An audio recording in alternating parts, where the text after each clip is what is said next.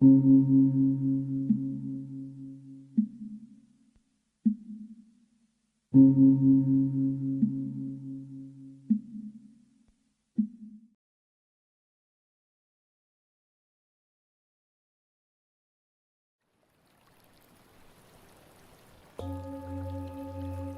Tashi Delek, Namaste, welcome to this video. Today we're going to go through an analytical meditation on Anatta, which means non-self. It is a variant of the meditation on emptiness, and one that you can swap in for your evening meditation after the 4 opponent powers. You can meditate on either emptiness or Anatta, it's up to you. Anatta is a little bit more difficult, so it's good to do once you are familiar and used to going through the meditative steps with the cup. The reason that Anatta is more difficult is because the imputation and the components of the mind are more difficult to imagine than a cup. In fact, you don't even necessarily have to imagine a cup, you can just get a cup. With the mind, you have to have a strong visualization in order to analyze these areas of the mind and find the emptiness of them. So, relaxing into your meditative posture, we're going to develop a positive motivation and picture all the sentient beings to whom you are dedicating this meditation.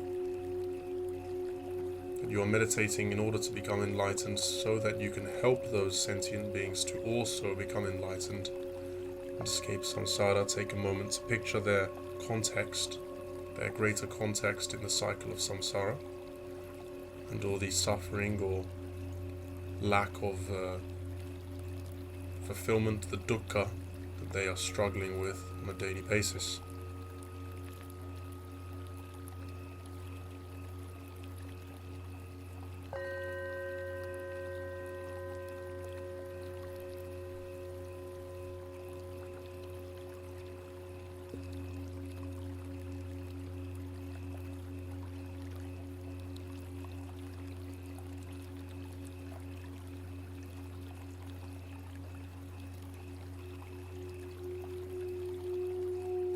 Once you've generated that sense of compassion, we can move on to visualizing the 4 corners of the mind. Personally, the way I like to do this is to imagine 4 gambling bowls. You know, those old school bowls, they kind of look like halved coconuts on a table, and you would turn them over to reveal dice hidden underneath. Only in this context, we are turning them over to reveal the 4 corners of the mind.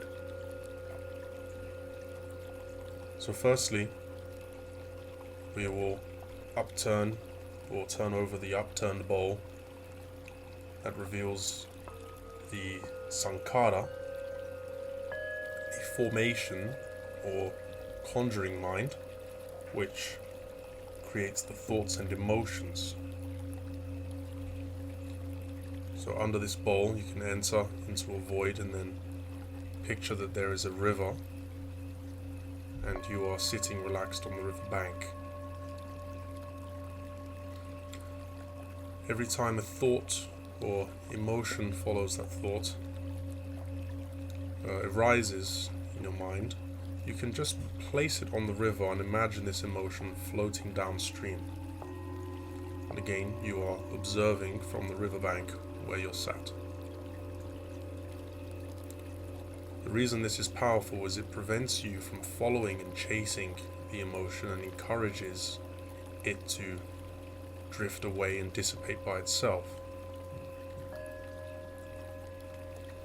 We say, do not feed the thought, do not give energy to it.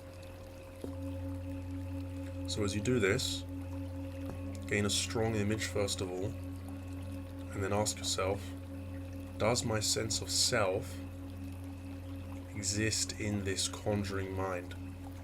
Are these thoughts and emotions somehow me?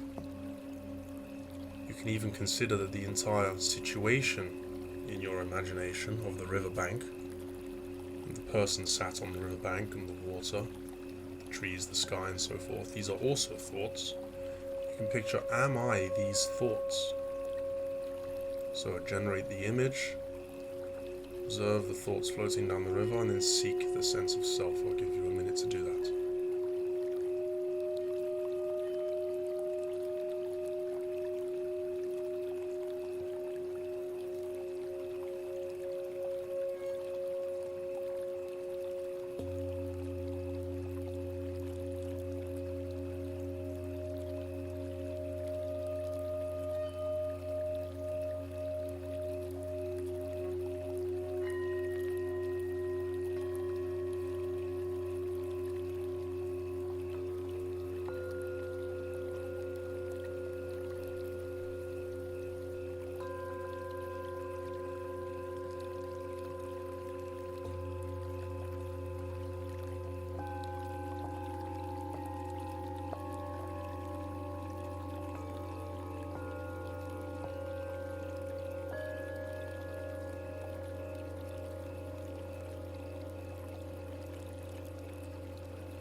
So you should have found that there is no I to be identified in this, what we call aggregate, or corner of the mind, or section of the mind. So we're now going to move on and analyze the next aggregate.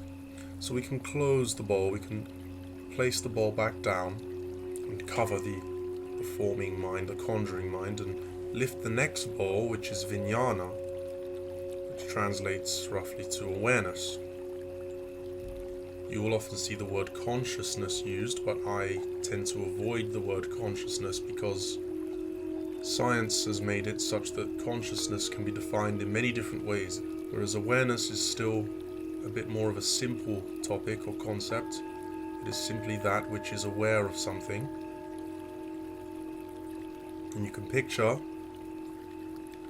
this awareness as being the thing that was previously watching the thoughts in the sankhara.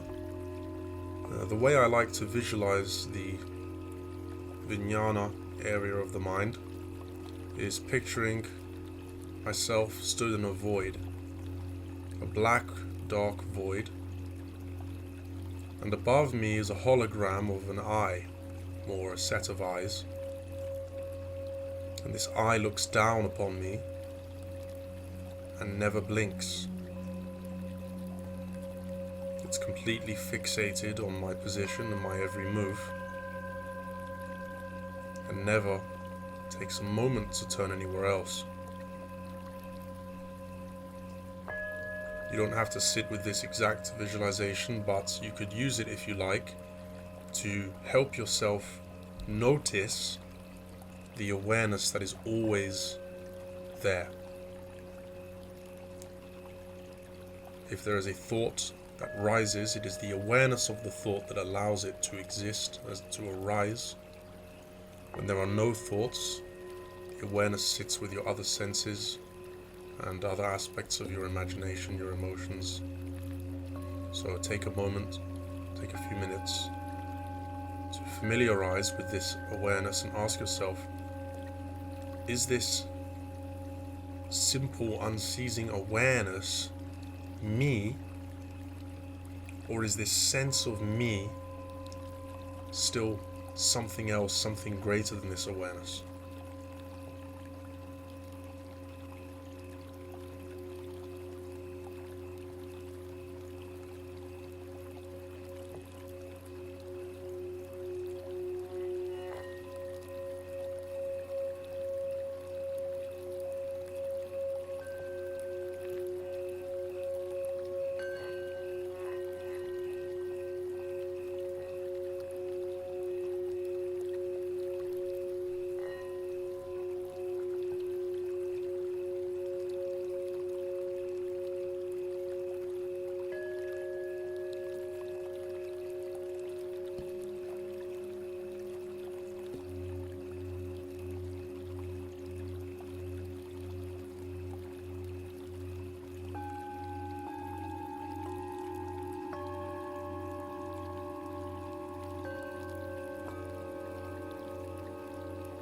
So now you should hopefully have the idea in your mind that you are not the awareness itself, as you are analyzing this awareness, which kind of separates you from it. So let's leave that paradox for now and close the bowl again, and lift the third one, this time, the bowl of sanya,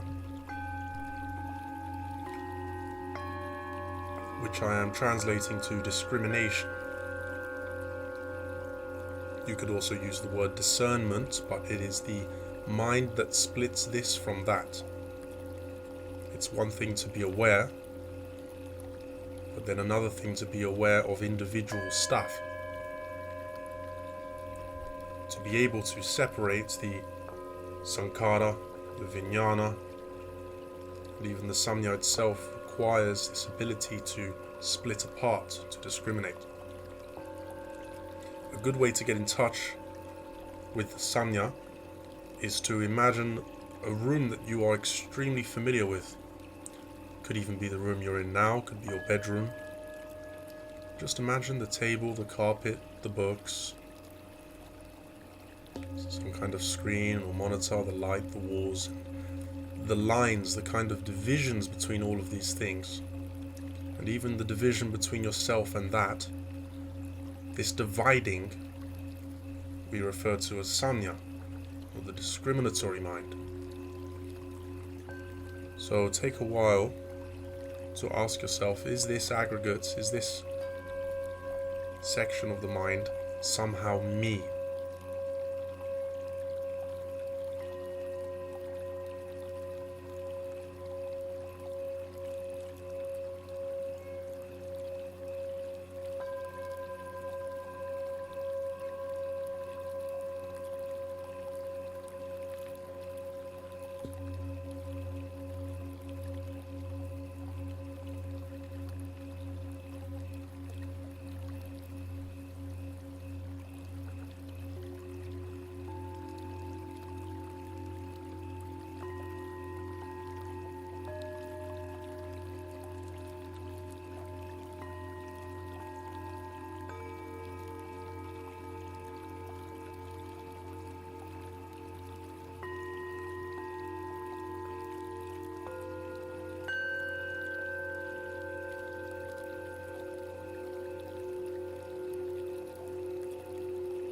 Now that we've analysed the sanya, discriminatory mind, and found that it somehow does not satisfy the logic to say that this is me, we can again close the bowl over the sanya and open the fourth and final bowl, the vedana.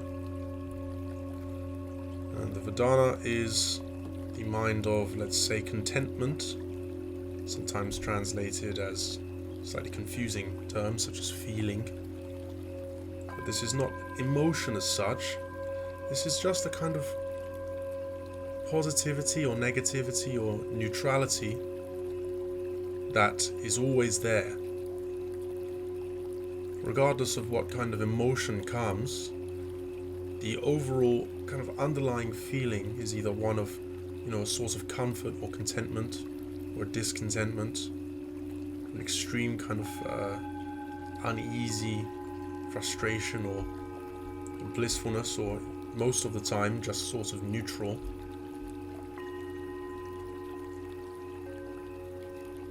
And we can picture this vedana by imagining a set of scales, and kind of tilting this way and that way, adjusting to how you feel.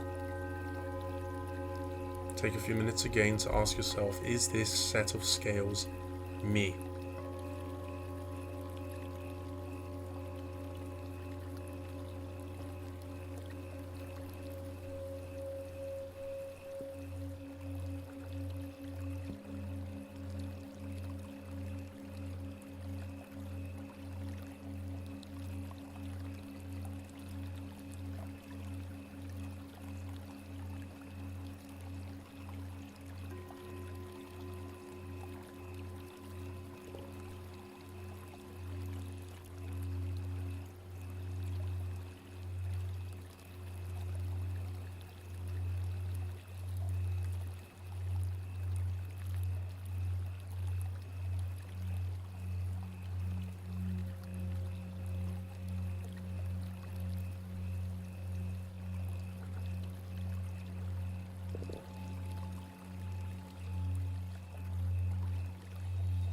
Now you should have hopefully found that this feeling that always accompanies your awareness is not you as such. So we have discounted the possibility that the sense of you exists in any of the individual components that make up the mind, any of the aggregates. There are only two other ways left that the identity, the ego, the entity of self can exist. The second is that it exists in all four of these things together. So if you take these four kind of inanimate feeling, lifeless feeling corners of the mind and just add them together and think, does this formation, conjuring mind, and the awareness and the discrimination and the contentment, does the sum of all these four things equate to me? Or am I somehow still something a bit more profound than that? Spend a few minutes on this.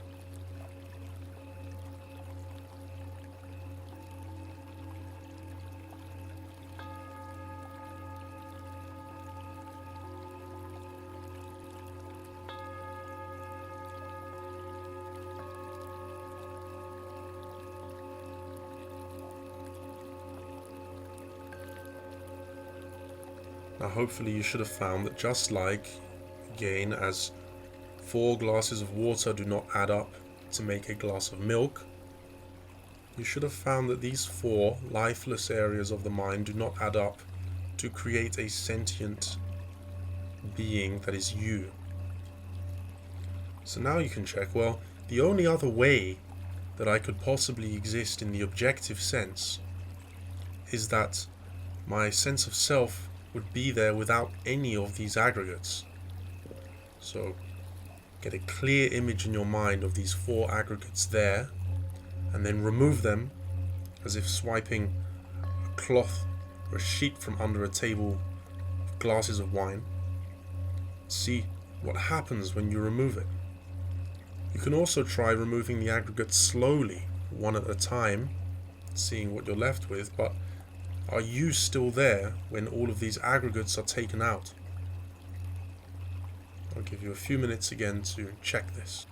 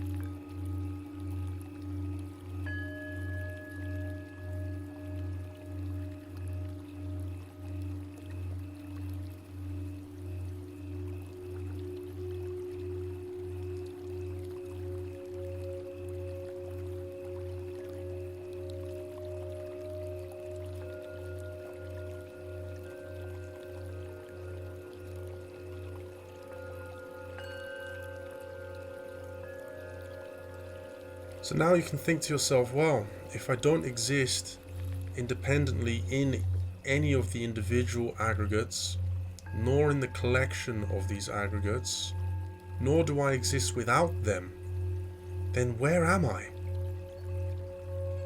And if you have an awareness of self, so to speak,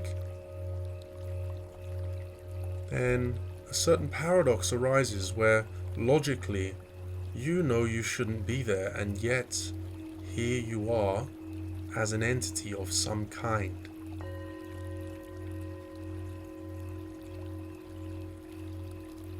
It's as though you exist in the same way that a rainbow exists, that there is clearly an arch of colours, but you know full well they're not there painted into the sky. They're merely formed upon aggregates. You can think of the light as the body and the mist as the four components of the mind.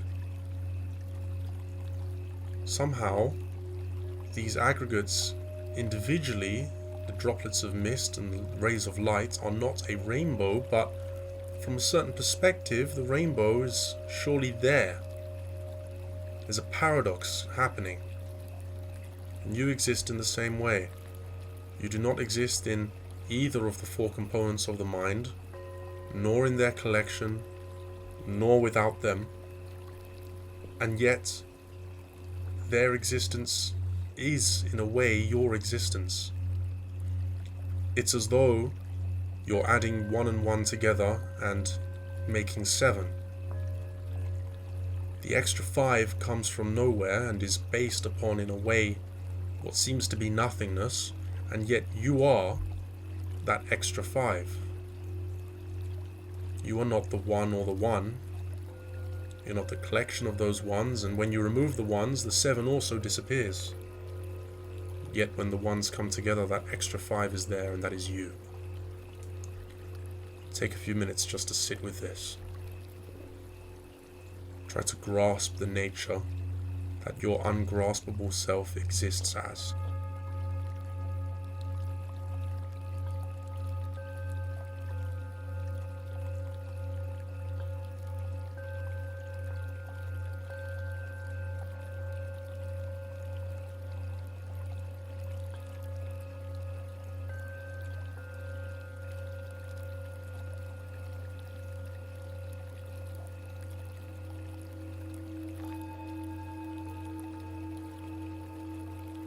We can do a quick post-meditation to solidify, in a sense, and capture this wisdom that we've generated, as well as the compassion at the beginning.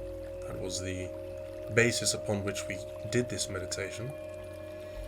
So first I'd like you to imagine a small white disc. And this disc is glowing. It's glowing vividly, and this disc represents compassion. And if you gently open your eyes so I can demonstrate, imagine the disc is like this CD, and it's against you horizontally, as if here against my chest.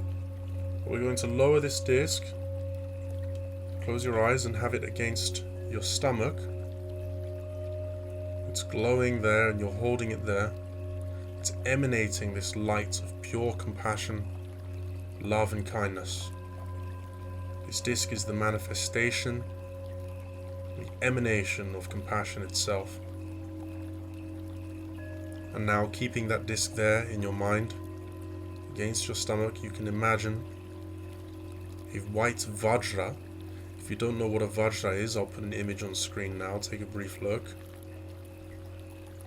And it's 5-pronged, so it has 4 prongs and 1 through the middle on either side. And imagine this vajra vertically sitting atop the center of this disc.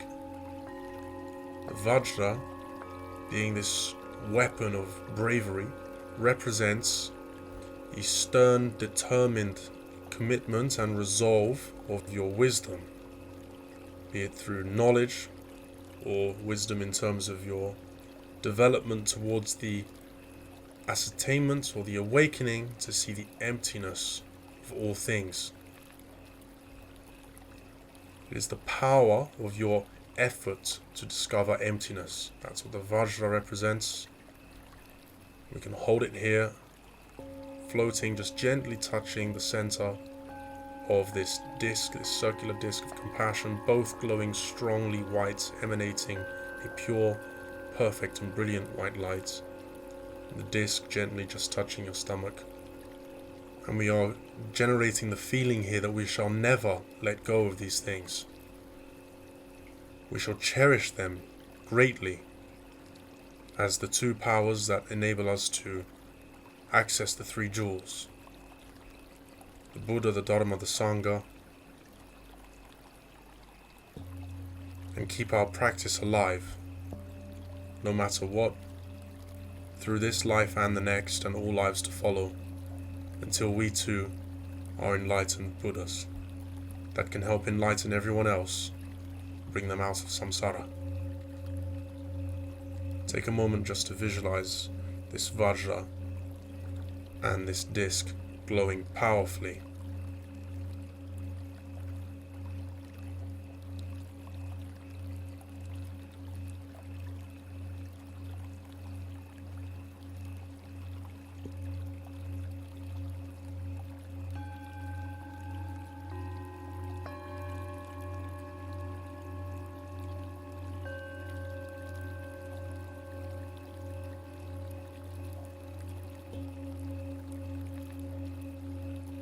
Before we come out of this meditation, let's just dedicate all the brilliant karma that we have generated out to all other sentient beings.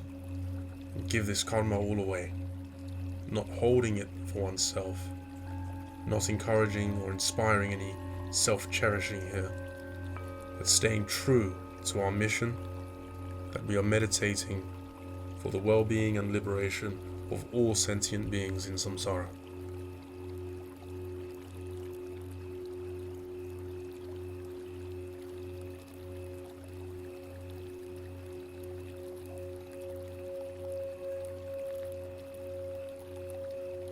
Now slowly coming back, opening your eyes gently. That concludes our evening meditation. Thank you so much for joining me. In Lakesh, Namaste. Om Mani Pedme Hom. Om Mani Pedme Hom. Om Mani Pedme Hom. Om Mani Pedme Hom. Om Mani Pedme Hom. Om Mani Pedme Hom. Om Mani Pedme Hom. Om Mani Pedme Hom. Om Mani Pedme Hom. Om Mani Pedme Hom.